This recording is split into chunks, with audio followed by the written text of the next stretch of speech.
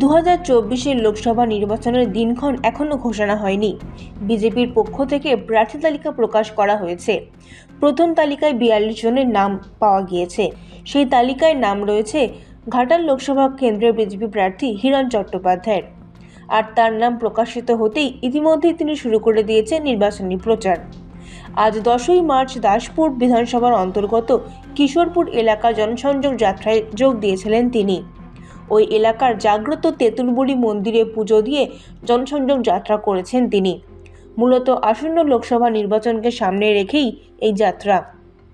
এরপর তিনি সংবাদ মাধ্যমের মুখোমুখি হয়ে ঘাটালের বর্তমান সাংসদকেও কটাক্ষ করেছেন।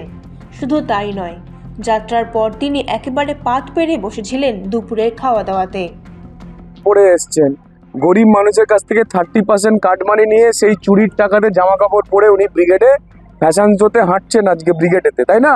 আমার একটাই প্রশ্ন, আপনি যে বলেছিলেন ট্যাবাগারিয়াতে ব্রিজ না করতে পারলে আপনি 5 বছর পর আর ভোটে দাঁড়াবেন না, এখন পাবলিককে আপনি কি বলবেন? প্রথম নম্বর প্রশ্ন।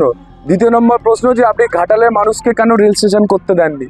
ঘাটালের তো রেল স্টেশন হয়ে গেছিল, পাঁশকুড়া থেকে দাসপুর থেকে ঘাটাল হয়ে আপনার সোজা আরামবাগ অবধি, তাই না?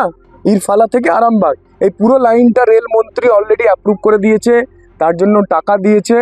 আপনি এবং আপনার মুখ্যমন্ত্রী মিথ্যাশ্রী ব্যানার্জি দুজনে মিলে কাজটাকে আটকে দিয়েছেন। ঘাটালের গরিব মানুষকে এত কেন বঞ্চিত করলেন? ঘাটালের মানুষের সঙ্গে আপনার কিসের শত্রুতা যে আপনি রেল স্টেশন করতে দিলেন না এতদিন ধরে? প্রধানমন্ত্রী 2018-তে টেকনিক্যাল ক্লিয়ারেন্স দিয়েছে, 2022-এতে ফিনান্সিয়াল ক্লিয়ারেন্স দিয়ে দিয়েছে ঘাটাল মাস্টার প্রকল্প, তার টাকাও বরাদ্দ করে দিয়েছে, কিন্তু আপনি ঘাটাল মাস্টার প্রকল্প করতে দেননি। তার কারণ যে সেইখান থেকে আপনি 30% কাটমানি নিতে পারবেন না। মোদিজির যে প্রকল্প তার থেকে 30% কাটমানি আপনি নিতে পারবেন না। সেই জন্য আপনি কি করলেন যে এবারে আপনার মিথ্যাশ্রী ব্যানার্জি বলেছে 1200 কোটি দেবে, তার 30% হিসাব করলেন 360 কোটি টাকা। অর্থাৎ 360 কোটি টাকার কাটমানি আপনি খাবেন বলে আজকে আপনি ব্রিগেডে হাঁটছেন। ঘাটালের মানুষকে আপনি জবাব দিন না, কেন রেল স্টেশন করেননি, কেন আপনি ঘাটাল মাস্টার প্রকল্প করেননি, কেন আপনি ট্যাবাগারিয়া ব্রিজ করেননি, কেন গরিব মানুষকে আপনি বারবার মিথ্যে কথা বলেছেন, কেন আপনি গরিব মানুষের আজ অব্দি আসেন? আমি পাড়ার সবাইকে জিজ্ঞেস করব, এখানে আপনাদের 30% কাটমানি কোনোদিনও এসছে গত 10 বছরে? গত 10 বছরে এই মন্দিরে কখনো এসছে? হ্যাঁ কি না?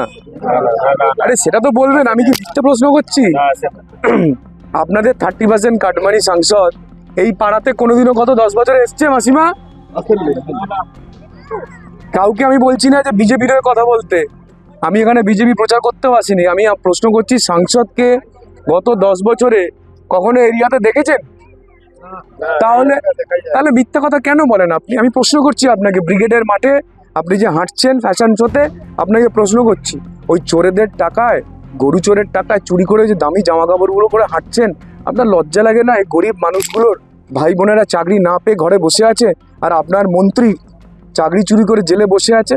আপনার লজ্জা করে না যে গরিব মানুষের আপনি রেশন, পেটের ভাত চাল চুরি করে দিয়ে শিক্ষা এই খাদ্যমন্ত্রী জেলে বসে আছে, আর আপনি এখানে ওখানে ফ্যাশন শোতে হেঁটে বেড়াচ্ছেন?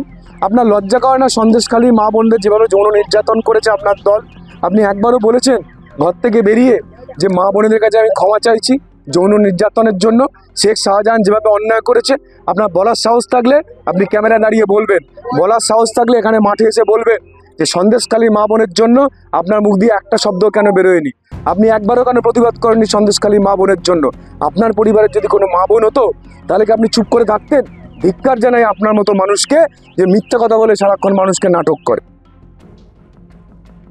পশ্চিম মেদিনীপুর থেকে নিজস্ব প্রতিনিধির রিপোর্ট, এএনএম নিউজ।